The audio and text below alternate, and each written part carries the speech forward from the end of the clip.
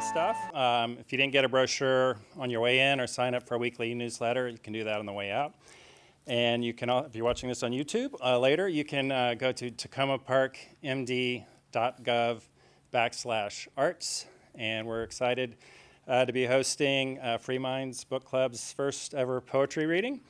Little background before I had this job, I was a journalist for about 20 years covering crime and courts, and just saw sort of firsthand a lot of the issues with mass incarceration, false confessions, and a lot of the issues that Free Minds is trying to combat with their good work. And so I'll give you a brief overview of the program.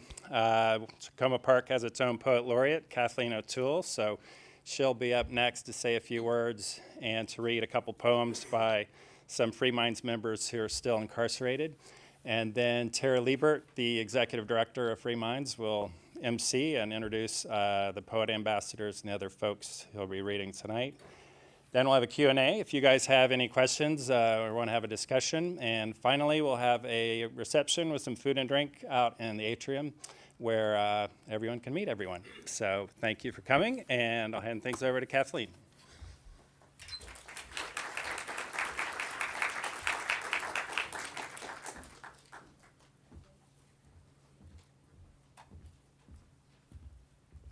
Good evening. It's great to see so many of you here tonight. I am delighted, and I want to especially thank Brendan for reaching out to Tara and making the Free Minds Book Club reading a part of our Third Thursday series, which will continue every third Thursday through the month of June. And so for any of you who are newcomers, we hope you'll come back. I want to say that I am especially honored to be participating in this event. As I was talking to a couple of the guys tonight, the members of Free Minds, I was reminded, a number of my colleagues here know that I did community organizing for many years and was a poet on the side. In my first decade of organizing, there were two guys in particular, Tyrone in New Orleans and Sylvester in Wilmington, Delaware, who I hired and supervised as beginning community organizers just as they were coming out. Tyrone from a kind of an infamous place, Angola in Louisiana, and Sylvester from our own Wilmington Correctional Facility. And they took me to school, frankly, on the issues that I, as a 20-year-old white college graduate, was barely aware of, both in terms of their time in and the struggles of being out. And so the fact that now my two worlds, the poetry world and the social justice world, are so well represented by this organization, I'm really delighted to have you all here tonight, and delighted that so many of our community have come out to embrace your mission. So what I've been asked to do tonight, a little different from my usual hosting role, is to read poems by two of the still incarcerated members of the Free Minds Book Club. And I selected these two out of the four I was given because they really spoke to my heart. And Cliff and Shannon and the Comus fellow poets tonight, I'm glad to be carrying the word with you. The first is by Arzel. They don't want us to recite our poems. They don't want us to recite our poems, don't want the people to behold any signs or see any symbols, and they damn sure don't want us to know that the ancestors are with us. They don't want us to recite our poems. They fear the foreign sounds of our secret language, hope. They thought it long dead. They're afraid of the spread of our fever, how it creeps along the sense, our hearing and seeing, our awaking perception, our ability to sniff out what's false. The willingness to feel our most painful wound, the taste of blood on our lips. They don't want us to recite our poems. They are afraid of the promise of our spring, the way Mother Earth blushes green for us, hiding her gift in full view of both the strong and weak alike. She has shown us fine stones in a babbling brook, love, faith, courage, tenacity, and understanding. They fear the inevitable fall of their rampaging giants. They don't want us to recite our poems. They want us to die with our songs unsung. They want to bury our burnt-out husks, perfectly preserved shells, with sightless eyes of bitter black smoke and mouth full of tightly clenched pearl-white teeth, trapping inside, for all eternity, the music that they desperately fear. They don't want us to recite our poems.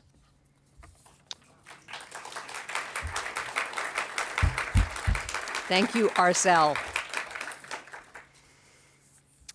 And this poem is called A Living Death by Timothy. And it is subtitled, A Poem from a Father to His Youngest Son. The worst pain I've ever felt was looking at you reach for me through a video screen, and I couldn't touch you. Right then, I knew what it felt like to die a living death. Timothy. Thank you very much. Tara?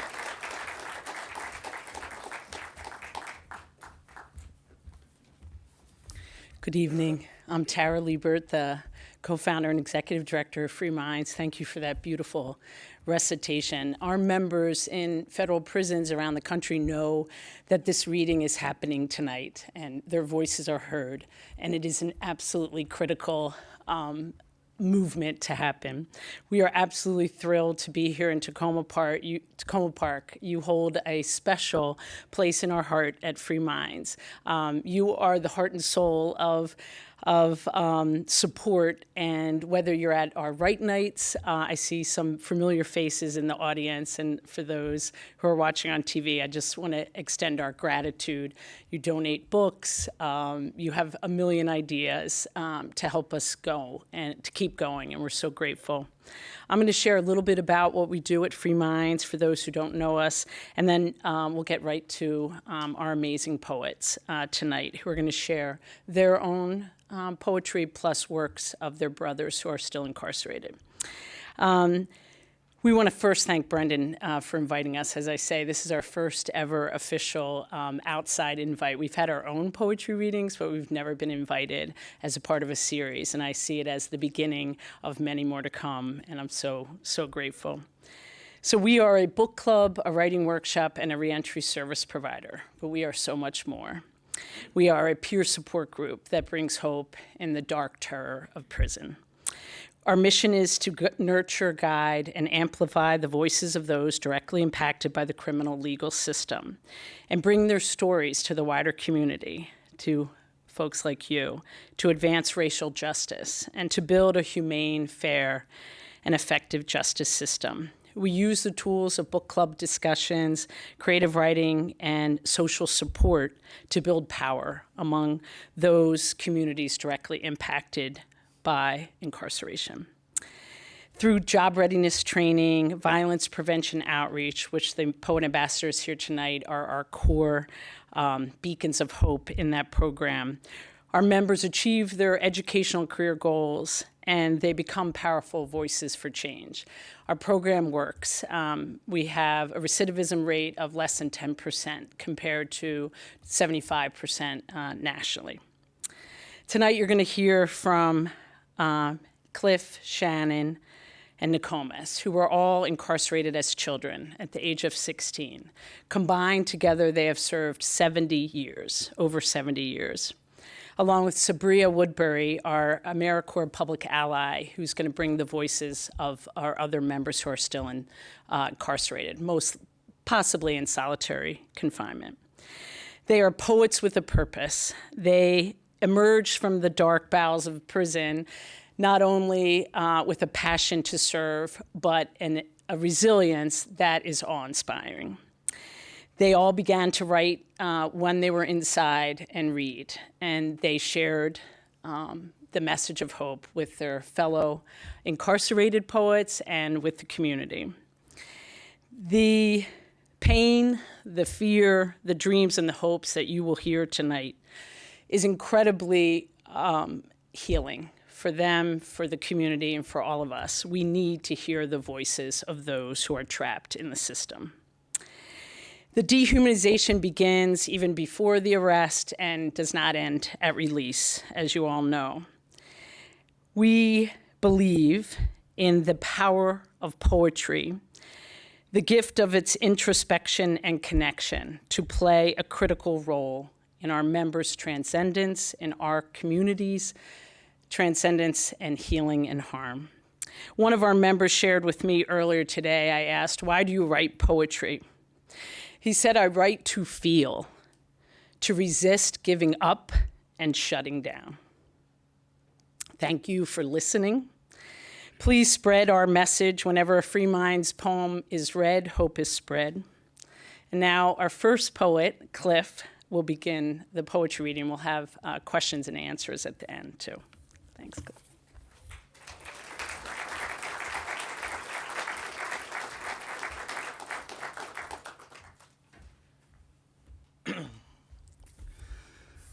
Good evening.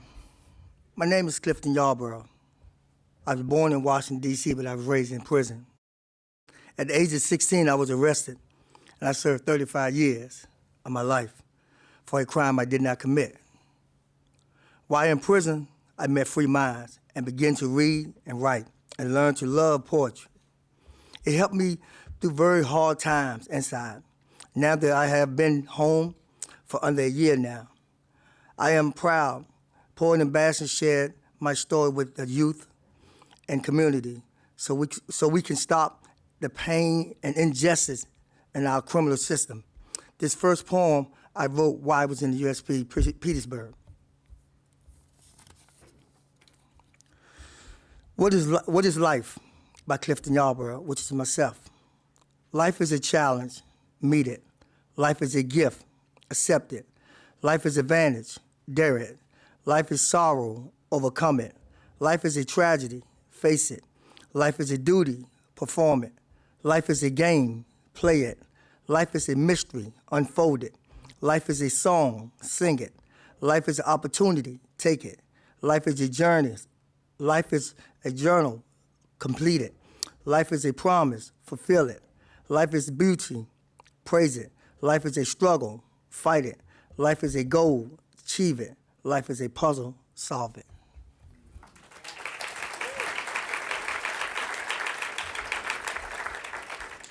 This next poem is about a guy that's still incarcerated, the situation I just come out of. It's called Sploding by Talk. Contribute to basketball, which is a game I love to play.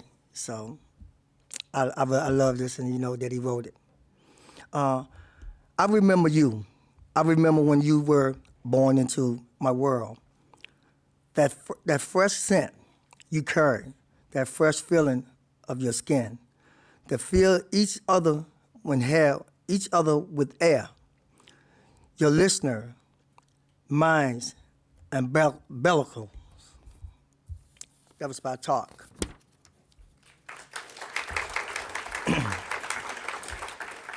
This is another poem I'm sharing. I'm being the voice of someone that was in the situation I'm in, that he's still in that situation. And the name of this poem is My Mind is a Rainbow by Oscar. My mind is brilliant places, filled with all the colors of rainbow. Even if I don't always share them on my face, today my thoughts are gray. Gray thoughts feel like a ceremony. These thoughts sound like an empty room. When I have gray thoughts, I feel down. But tomorrow, my thoughts might be yellow. Yellow thoughts are like the sun. These thoughts feels like a beautiful sunshine. Thoughts sound like birds singing. I have red thoughts. When I think about my mother, red thoughts make me feel loved. I have white thoughts. When I think about the time I have left to do, White thoughts make me feel like the time is never ending. I wish I had more red thoughts. Those thoughts are like family love. Those thoughts make me want to be home. Those thoughts sound like a family picnic. Those thoughts. But I accept my mind in a brilliant place filled with all the colors of the rainbow. Each one with a special role to play.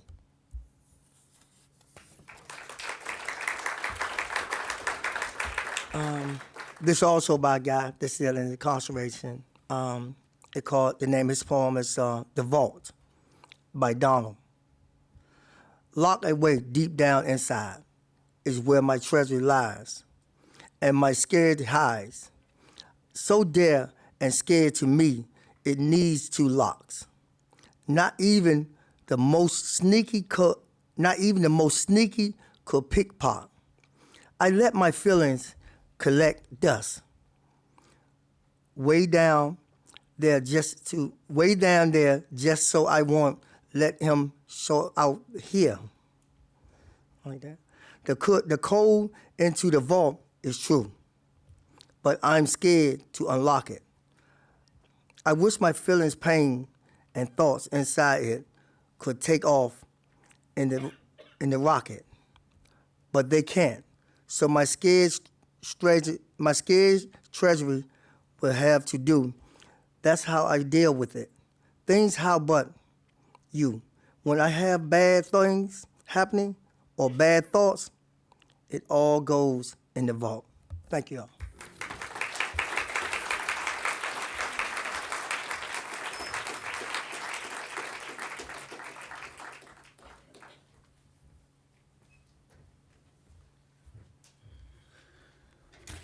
Good evening. Good evening, ladies and gentlemen. My name is Shannon Battle. I'm really happy to be with you tonight as a poet ambassador to share my poems as well as the poems of some of my incarcerated brothers. I was born and raised in Washington, D.C., in a tough neighborhood that was plagued by drugs and violence. At the age of 13, I started selling drugs just to survive.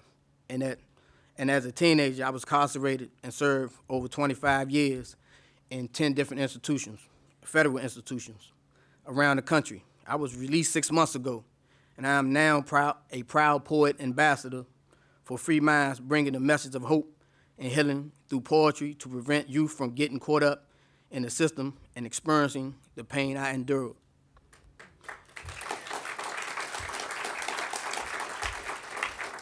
The motivation for this first poem that I'm going to read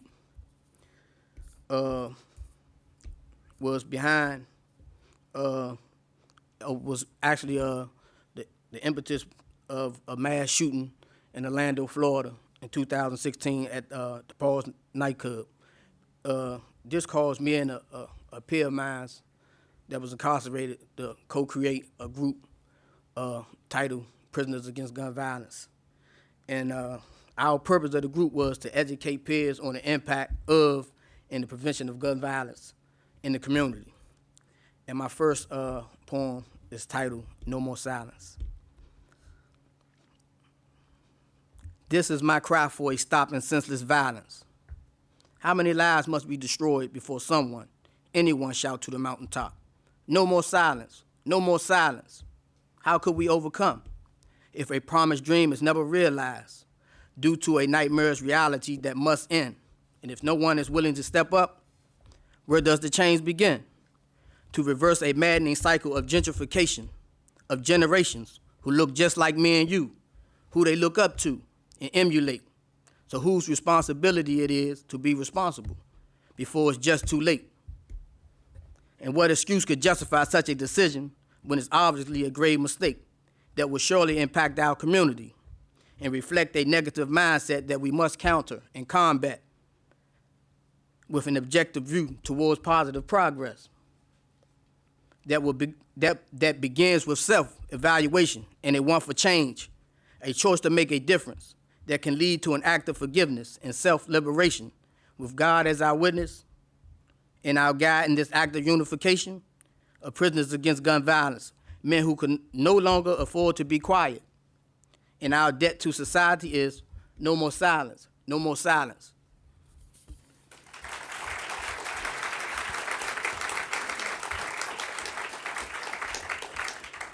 Now I'm about to recite a poem by a fellow brother of mine that's incarcerated, titled Pain to Power.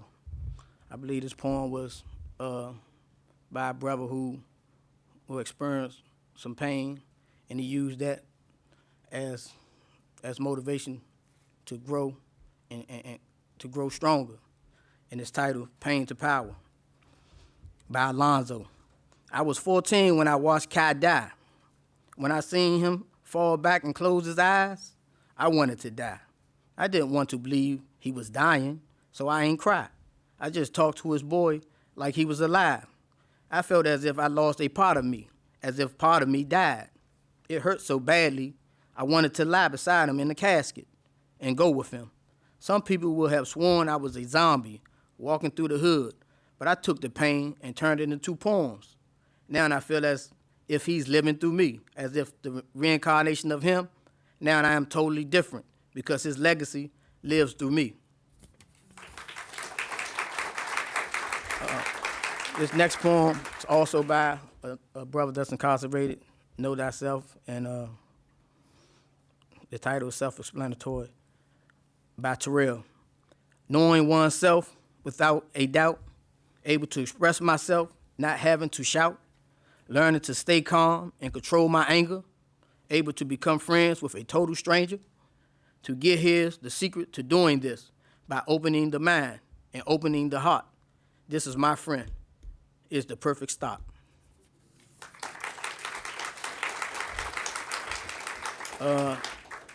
This last one by my fellow brothers is titled For My Fellow Brothers by Michael. I would love to see you prevail. I hurt to see you fail. You deserve the best in life. I don't want you to live in a cage inside someone's jail. I wish for you to be free. I believe you can soar like an eagle high in the sky. Don't be afraid of being different or being called a misfit. When I imagine you highly employed, I feel like I want to cry. No tears of pain, but tears of joy. You are a king, the head and not the tail. I wish for you to be on top of the world, 2 arms, screaming, brother, I made it.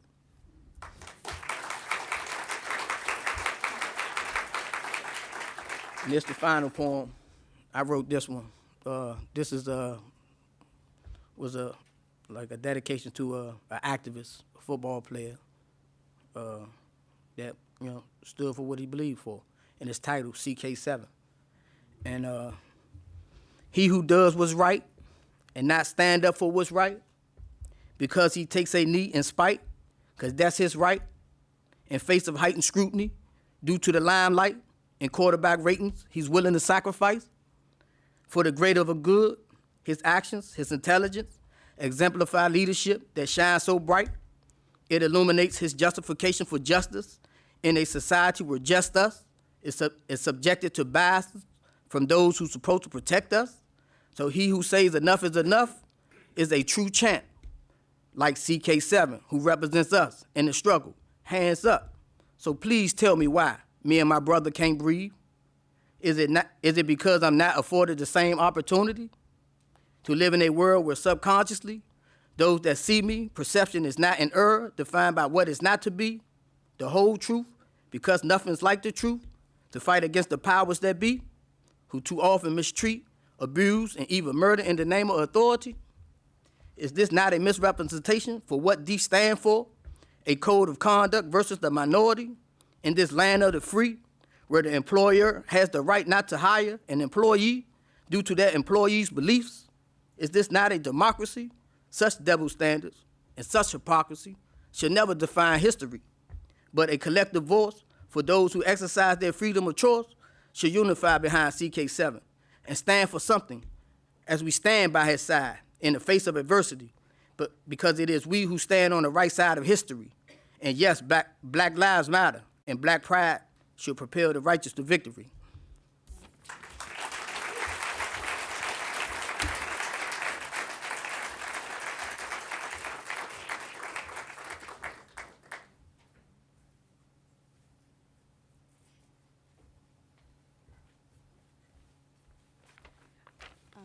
Hi, my name is Sabria. I'm the volunteer coordinator through Public Ally. It's an AmeriCorps program. We served 10 months at a nonprofit, and I was honored to be chosen, and I chose Free Minds. And I'm honored to be reading these poems and to be a voice for our incarcerated members, as I try to be every day. This first one is called They Call Me 299359 by DW. Orange jumpsuit, shower shoes, and an armband. Guilty by appearance and judged by my race. Guilty until innocent in the words of a DA. Lost in a cold dream called prison. 4 sharp corners, eggshell pane, dusty gray floor. No lights and a filthy toilet. No tears, just my pen in action. They call me 299359. Correctional officers view me as a stupid savage. I push my pen so that I remain happy. Mama and Daddy, these are the unspoken words of your baby diary. My orange jumpsuit and the number are only the book cover, so please don't judge. My words are as pure as gold. Not aware of the success these lines hold. I operate my pen to fight the war mentality, so please understand me. They call me 299359. Orange jumpsuit, shower shoes, and an armband.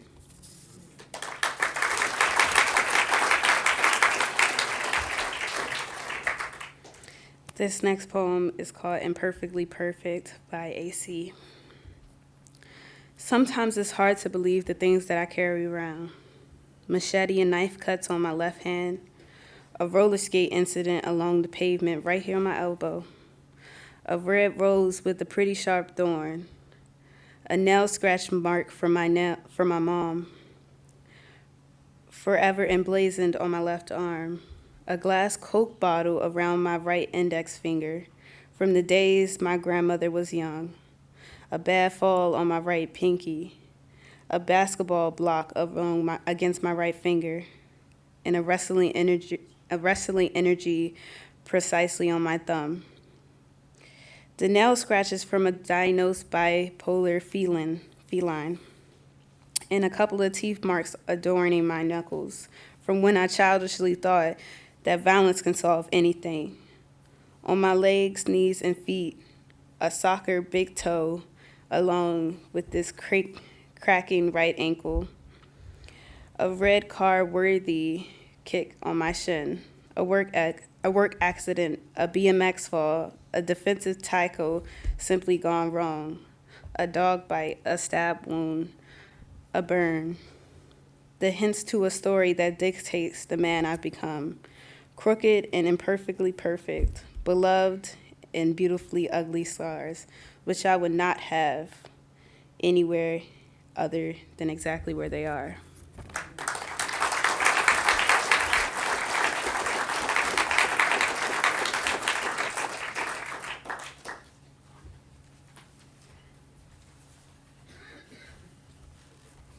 Good evening, everyone. So before I get into my introduction, I want to do a little exercise just to, lighten the mood. So when I say yes, can I kick it? I want y'all to say yes, y'all can. All right. Can I kick it? Yes, you can. Can I kick it? Yes, you can. Well, I'm about to read a book for some poems from the 299 to the 359. Can I kick it? Yes, you can. Can I kick it? Yes, you can. Well, can you kick it? Okay.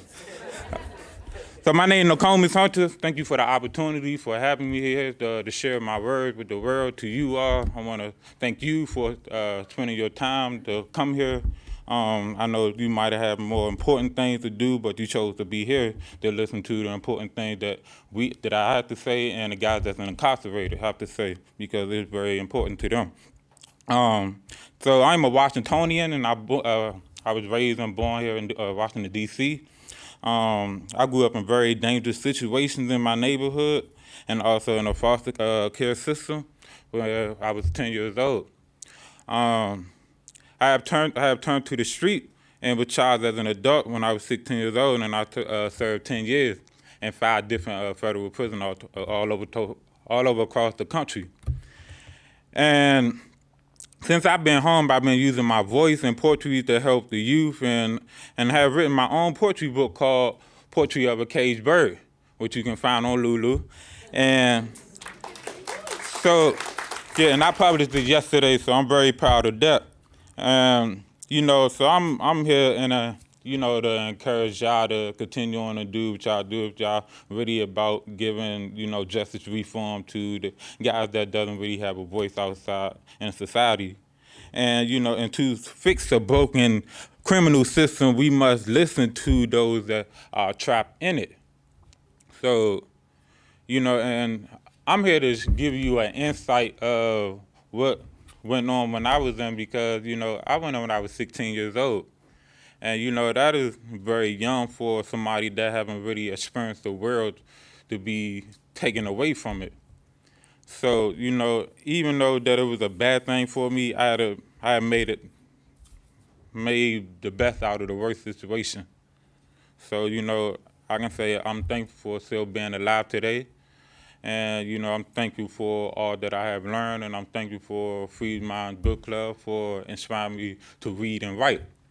Because there was a time where I didn't really take reading and writing very seriously, especially during situations like that. Reading and writing is the last thing that you ever want to think about. So, y'all ready for some poem? Yeah. All right. So, this poem that I'm about to read and recite to y'all called Freedom Mind. And I written this poem because it kind of uplifted me in some way. It gave me hope, inspiration. It's my fighting poem. And as I said, it's called Freedom Mind, and it goes like this. We have been running for so long that we all need to lift our head and take a moment to breathe in what God created for us to believe in. But isn't it the truth will make us strive to be something? But instead, we've been captivated by all kinds of discrimination will make us remain castigated. So why we fooling ourselves from feeding our children with all kinds of fabrication? Isn't it our forefathers and foremothers shed blood just to indicate that it take true education in order for us to amalgamate? To be one nation, we must put an end to all this complication. But I'm just a man of my own seeking to uplift the world, but the earth seems to be getting more heavy as more war corrupt. See, I'm getting more stronger as I master myself. So assalamu alaikum to all the haters that just be constantly waiting for us to fall into some type of dissipation. We got to do better, because it takes true education in order for us to be one nation. See, God is getting very angry that we're not seeing the true color that he created for us to be. But I'm going to keep being the man that I am meant to be. So I leave especially as I'm happy to meet my brothers and sisters that I desire to meet. So that's Freedom Mind.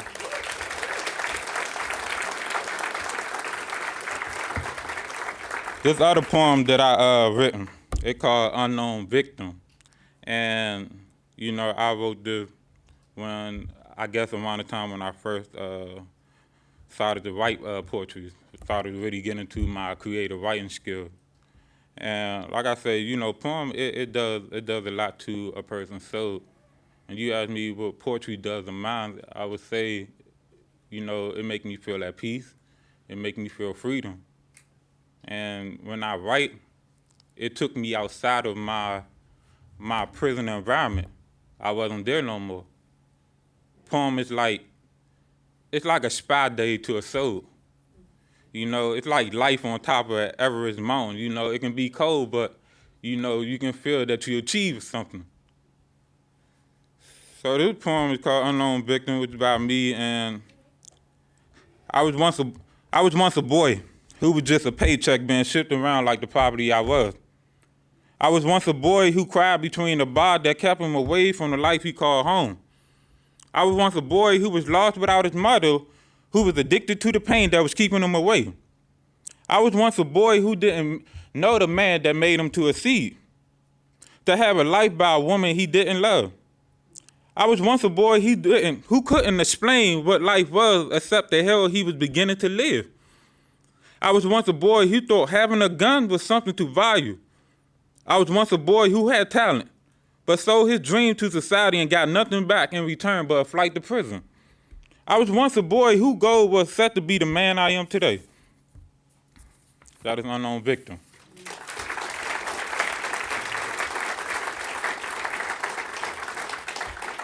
So this poem is called Texas Avenue, and it's by someone that is incarcerated, Luis. And when I read this poem, like I say, poetry, it brings a person outside the prison environment. And when I read it, like this what exactly it does to me. So I'm like, and I can imagine like what he was thinking, like he really wanted to be outside that cell or whatever environment that he was in, like, because it's a lot of pressure. And when you're around that type of pressure, it kind of affect your character if you're not strong to fight it. You know, it make you something that isn't really your character. And you know, and poem that it kept me strong. It kept me in peace. So Texas Avenue, that place I call home. Texas Avenue, where I dream and live. Texas Avenue, I can still close my eyes and still smell the spices in the air of the Latin flavor from all over the world. Texas Avenue, where I breathe in nothing but love. That's where I learn good and bad. Texas Avenue, that place where we all were family. That's Avenue where all the kids playing and laughing. Where summer nights, where music filled the air. Where Latin rhythm plays late into summer nights. That avenue where I live and dream. Texas Avenue, that place, we ain't repping the flag. We family, beyond skin color or language. Texas Avenue, nothing but pure love.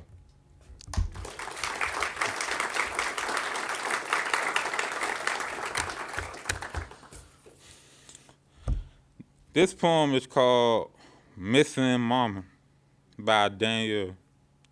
When I read this poem, it make me think of the time of me being in prison and how long I was away from my mother. And like I said, I did 10 years. That's a pretty long time for a child to be away from his parents. And I haven't seen my mom in like maybe 7 years during out of that 10-year term. And the only reason why I have gotten a chance to see her was because they were trying to indict me on some more charges in Maryland, so they had to bring me back all the way from the West Coast to Maryland just to try to indict me on some more charges. And I had 3 more years left, and I'm like, dang, they ain't trying to let me home. So, and I was scared, but, I finally got to see her. And, and just to see a little gray hair, I'm like, damn, I've been here for a long time. So, and I left, my mom was young, like she was like 29. Right? So, Missing Mama. I have no visit in 2 long years. What make it worse, my family isn't near. I reflect on all the good times as a child at home. But after a decade, these memories have faded, almost gone.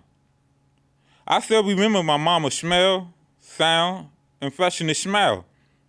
It leaves me yearning to go back in time to be a child. Oh, how I changed a lot of times that I did. Maybe I could have escaped this 25 years bid. I should have listened to all my mama had said. I prayed I make it out of prison before she did. No violent, no inmate, no officer scared me as bad as I am losing of her. Damn, I am so sad. So I must push forward. Show her I am a new man. Hopefully she hang long enough. I believe she can. So mama, you the only woman in my life. I'm your son. And just as I end each letter and phone call, I love you more infinity plus 1. That's exactly how I felt, with my mom. That was one of the things that was on my mind a lot. Like, I hope my mother doesn't pass while I'm in. And that's the worst part about a bid. You been away that long, and your relatives die on you while you're inside, and you cannot see them. You can't go to their funeral. You know, and it's one of the worst time ever. So this next poem is by Raphael, and it's called "When the Sky Blink." And you know, when I read this poem, it speaks out. I think of creativity.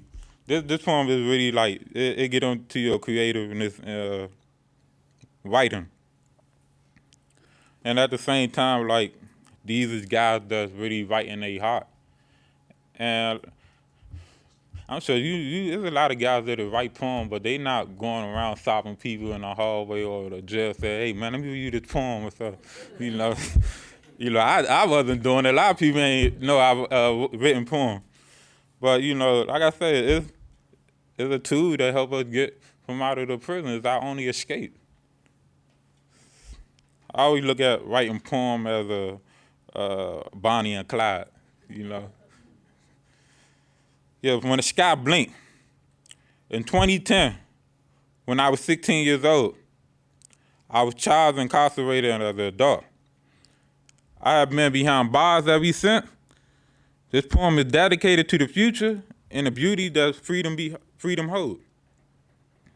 Will you meet me when the sky blinked? Under its blinded gaze, with thousands of light gleam, among nature's guilty voice, sounded by click, cloak, howl, whistle. Will you meet me? To bask in its beauty, to sit enjoying this moment of glory, which the blink bring. When the sky blink, mystery I sing. Excitement surges in the air, and everything is waiting for you to discover it. Will you meet me when the sky blink? To dance to nature's song, to trail, and laugh under a luminous glow. Tell me, will you meet me? With the wind whispering in our ear, the sweet caress of breeze, imagination running wild. Only when the sky blink. Will you meet me when the sky blink? Where myths are made and games are played. You high, I seek, and when we meet, so much happens when the sky blink. Will you accept my invitation? Will you meet me at the time when the sky blink? I assure you everything will be amazing.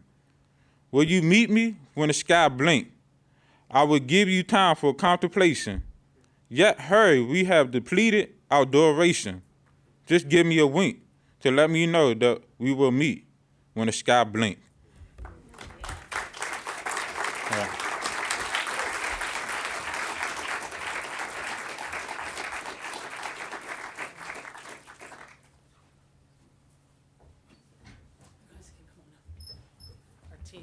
I think we have some time for some questions and answers. Cliff, Takoma, yeah, if you guys want to come on up, we can just take the answers. These guys, our violence prevention program is called On the Same Page, Free Minds, Poetry in the Classroom and the Community. And these incredible words you've heard tonight, we bring out and talk to educate the community about the root causes of youth violence and also inspire hope and healing with the youth. These guys are amazing. They share incredibly personal, vulnerable experiences just to give back. So if you have any questions about the writing process or just, these guys are great. They'll answer anything.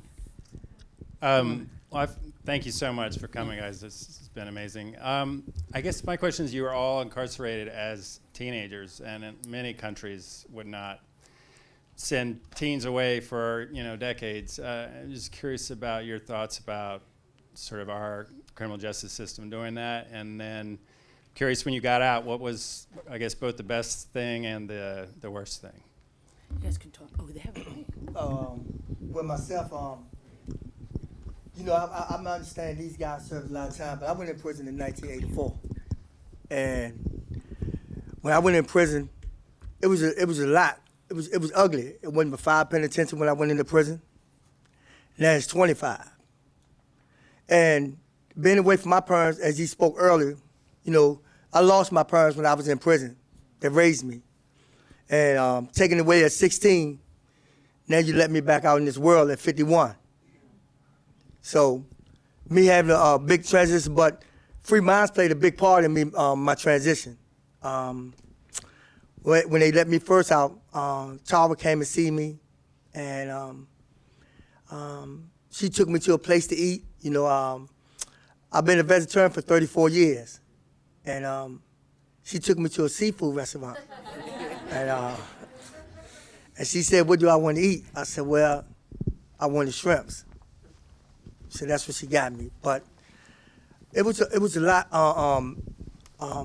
Me coming out, I still go through my middle stage right now of, you know, the transition to the society. But, you know, when I get a chance to share my story, I guess I might be getting out the pain that I've been holding in for so long. Because what it really was is I done 35 years for something I didn't do. The Innocent Project helped me get out of prison. And if I'd have done something and I'd done time for it, I probably would have weighed it. But to lay in prison for 35 years of my life for something I didn't do and had no knowledge of, that was the most hurting thing to me in my life. You know, and waking up every day to that, knowing that, you know, I didn't commit a crime. I laid down, I gave up. I never went in the law library to try to get out. I thought I said I had to do this murder to get out. And I just said to myself, I'm gonna die in prison. Because I figured I thought they gave me a life sentence. I thought I wasn't gonna never, ever get out. It ain't crossed my mind to getting out. Because I thought I had to say I did the crime to get out. And I was scared, but I wasn't scared enough to say I did something I didn't do. So I laid down for someone else. So that was some of the things that I went through in that prison life and my transition. I like to thank Free Minds as a lot, as well as when I was started writing them, when I got into it, within the prison life. It helped me, you know, relieve a lot of things, you know. I stayed in the maximum security for 27 years before going to a medium. They kept me in the maximum security for 27 years of my life. Even myself, I got 7 lawyers. They was trying to get me out of there. They said they were gonna go to central office, whatever. I had a lawyer stay with me for 19 years, you know, until she caught a heart disease.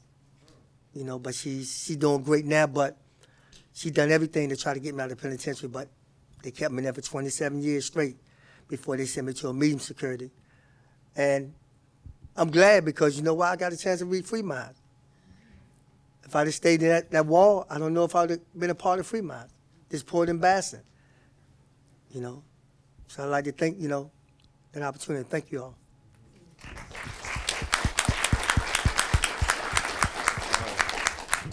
Coming home, you know, I kind of felt like I kind of adjusted to society well, like the way my mind works, like I can adjust to things to different environments very easily, especially coming home. And I guess that came from me reading a lot of books inside.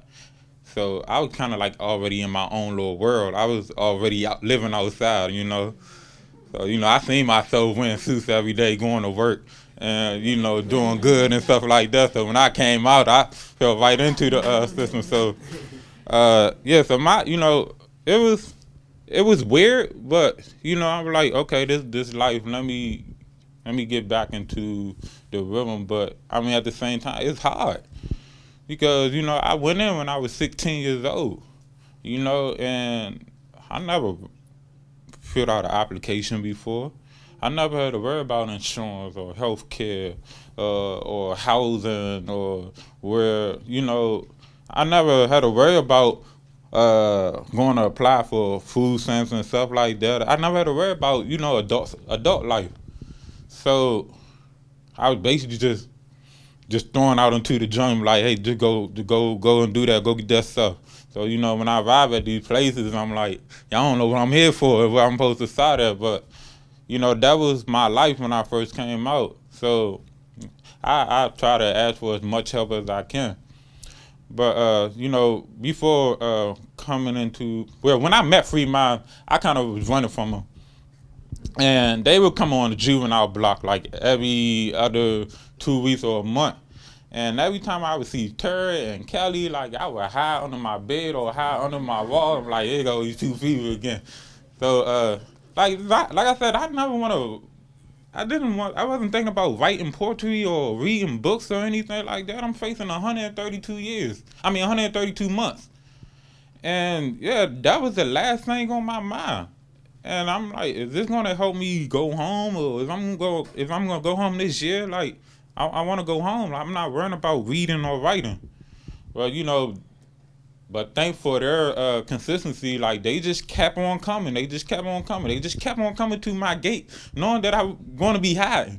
So, but I thank for them being very persistent, and just because of that, I finally like okay, and I wrote my first poem, and they encouraged me. And just to see by the look on their face, and it gave me motivation to continue on reading and continue on writing. So, and as I started to see, the more that I read, the more I was able to express myself more. I was able to enunciate my words more. So I'm like, okay, this is what I'm gonna do for my whole time being. And so I just kept reading. Going to the library. It doesn't really matter what type of topic it was. Like, as long as I was reading, as long as I was learning new words, I was fine with it. So my transition back into society, like it was okay, because I kept my mind occupied just by reading a whole bunch of different books. And like I said, by reading those books, it really like helped me create my own world. So I was really kind of like able to adjust to things very easily.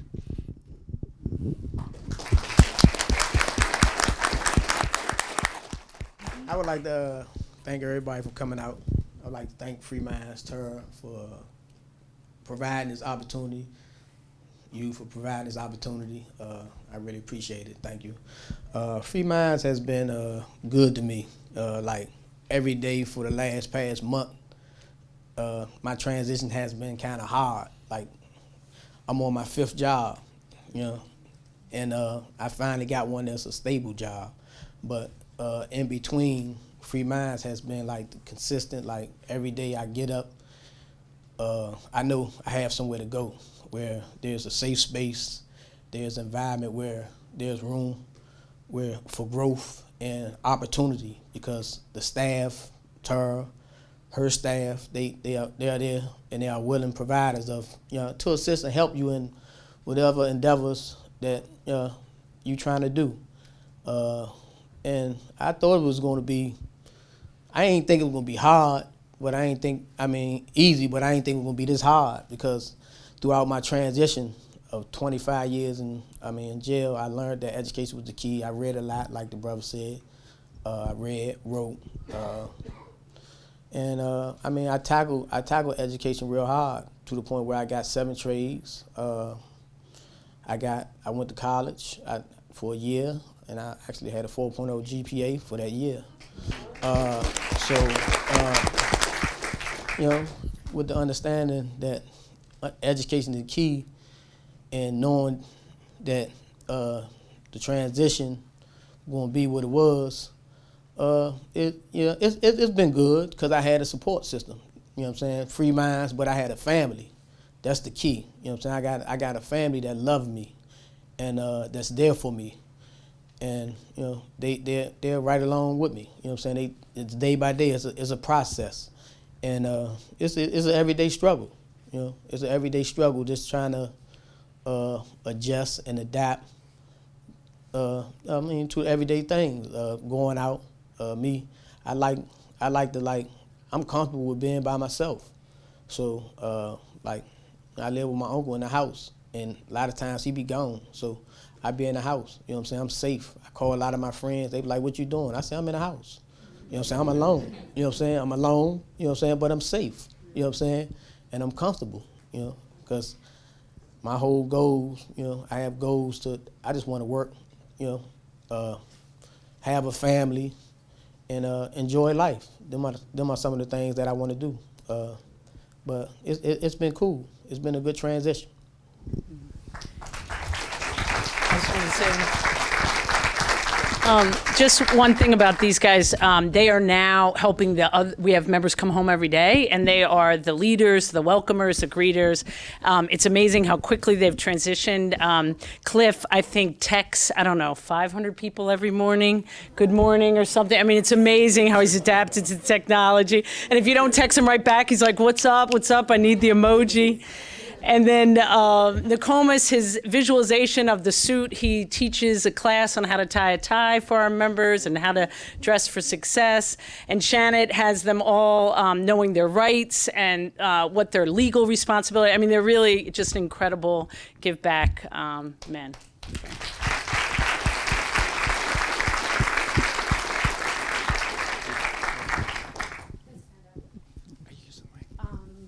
This is such a beautiful event. Thank you so much for connecting with us and sharing your stories. My question is, other than writing, which is a great way to release, in what other ways do you show up for yourself in your healing? What other ways you can help? Do you show up for yourself? Do you show up for yourself in your healing? How do you heal other Yeah, ways? you show up yourself. Other ways to heal. For me, I learned how to go within self in prison. I didn't know how to go within self at once upon a time, and to me, I learned to go within self. And as Shannon spoke earlier, that they're alone, and I live with my sister, and I'm the youngest child of 8, so I be alone a lot, as well. She when I'm alone, I feel. I guess being in that lone sister, being in where they said solitary for like over a year, by myself, 23 hours a day. You locked in the cell by yourself for 23 hours. You come out 1 hour. So I learned a lot how to go within myself. So when I went within myself, that's it was a healing to me. Yeah, healing it's a process. I have a brother, his name Eddie Ellis, and he's like the ICANN coordinator, and he stresses like mental health, because mental health is very important. And after doing so much time behind them walls and being subjected to some of the experiences and the environment that we were subjected to, your health is important, especially your mental health. And to deal with it, me personally, I tackle books. I tackle workout. I mean, I worked out, same thing. I find me a space, where I'm comfortable with, and I just work out. I mean, maybe for literally 3-4 hours a day straight. If I'm not doing that, I'm at school, or I'm in my cell reading, So, but out here, I think like the brother Eddie said, a lot of us, I think even Free Minds, they have free health, mental health people that's willing to see us. But it's a thing of, I guess you got to want to see them. So, but it's necessary. You know what I'm saying? If you don't have them, you got to have somebody to talk to, like a family member or a friend. That's who I kind of rely on. I got a couple of good buddies, people like Cliff, people like this brother, that been through my struggle, so they understand. So I will call someone like that if I'm struggling, because it can get frustrating, and it be stressful, And so you sit back, and you just have to exercise patience, and and just take it one day at a time, one step at a time. To say mentally stable during time in prison, like, you got to be very strong, because I was incarcerated at Springfield, Missouri, and that's a medical center for federal prisoners. For guys that get injured or that need surgery or that have some type of mental issues, they send them all to Springfield, or it's like 2 other medical centers for federal prisoners in the country, but that was Springfield, Missouri was one of them. And while I was there, I was a nurse attendant, and I was also a suicide watch companionship. So you know, and they have like, I think it was like 3 of us work cadre inmates. And so basically they have us basically just run the whole prison. So we was doing nurse attendant, cooking, and you know, you can name maintenance and everything. So I was watching on Suicide Watch. You know, I'm watching these guys just going crazy, man. Anything you can think crazy, they was doing it. Like from eating their own feces, banging their head against the wall, or like you name it. And I'm just sitting back and watching, and you sit back and talk to them. The most intelligent people ever. But from a distance, you would think that they probably the slowest, dumbest people ever. But it's never that case. Prison made them like that, and they broke down, and they were just never strong enough to say attach, you know, contain themselves. And I look back and I'm like, okay, I'm a strong individual. Like I was able to go through all of this and still come home and still kind of be normal. You know, to still, to come home and you make some achievements and succeed in doing the things that I'm doing. Like, and how do I do that? And I really don't have a definite answer to that, but you know, I just did it. And I guess it was just something in me like that just fought him. Like I didn't want to break down like those guys, or I didn't want to go through that. And like I say, writing it plays a part. You know, it helped out a lot. And you know, like I said, it got my mind away from that environment.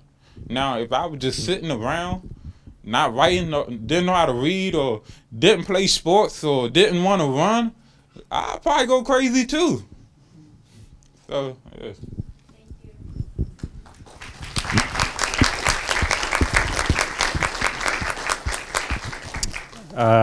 Any other questions?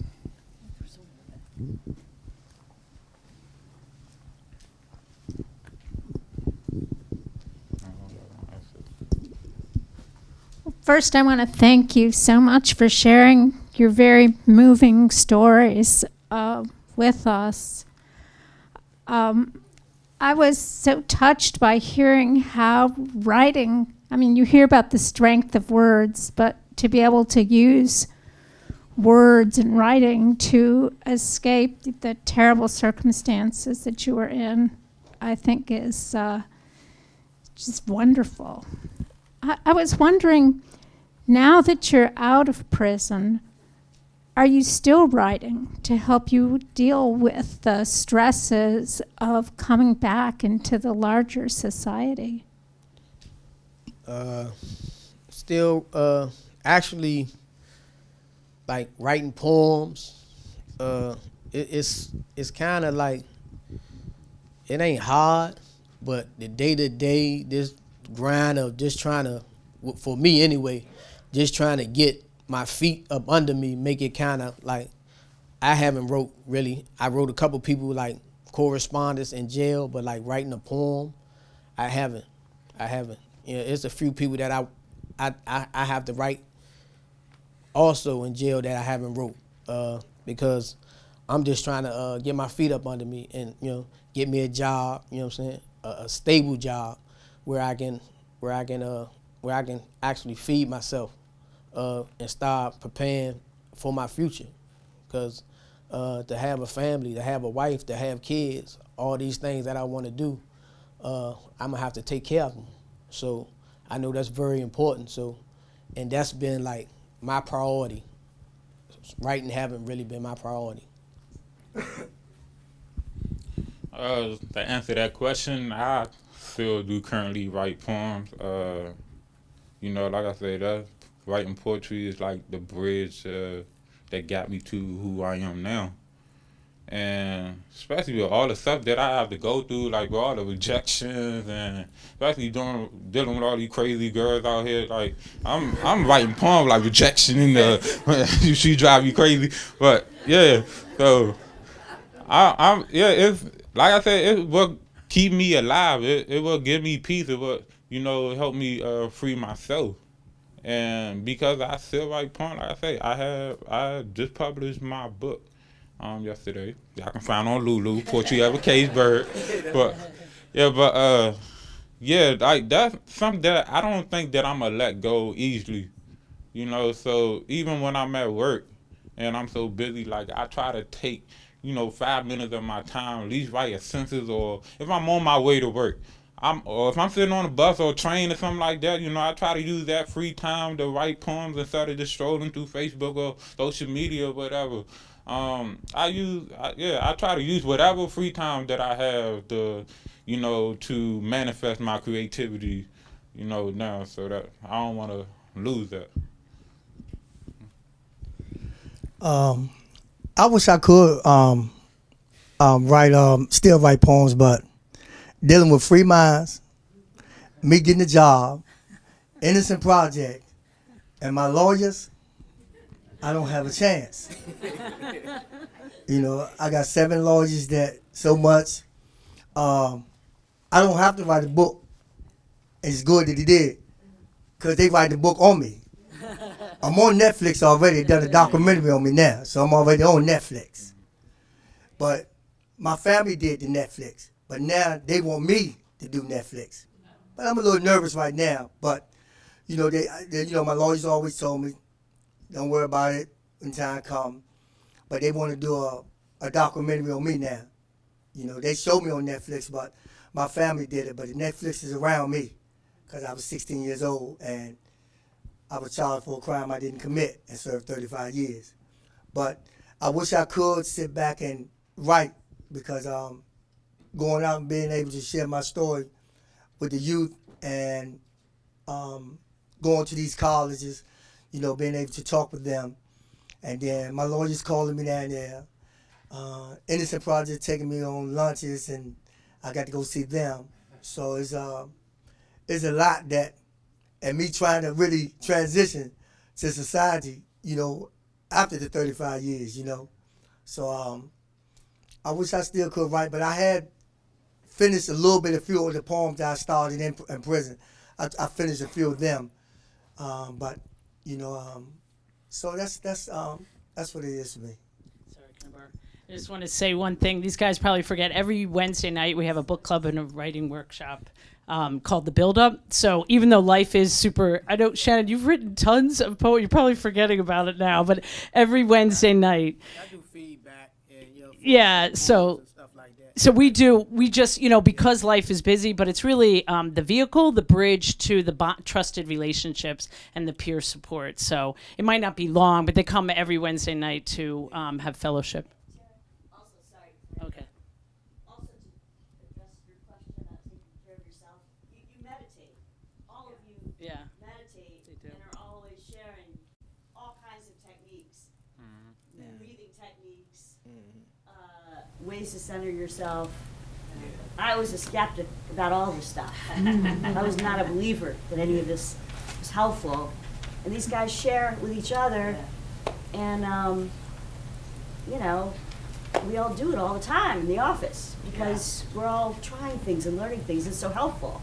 So you do a lot of things to take care of your spiritual and your physical self, but especially because you're all such researchers and learners that want to give to others. You teach kids, you teach returning citizens, you do it all the time. Yeah, they you do live it it. so much I don't think you even think about it. Right. We call it show, don't tell, right? So they just live the lives, and all the younger members are like, wow, he's out, he's doing that. So they don't even have to write about it, they're living it too. But Wow. Well, thanks so much, guys. And we are going to have a reception with some food and drink out here in the atrium. We'll have the donation box out there. All the proceeds go to the Free Minds Book Club. And I'd like to thank everyone for coming out.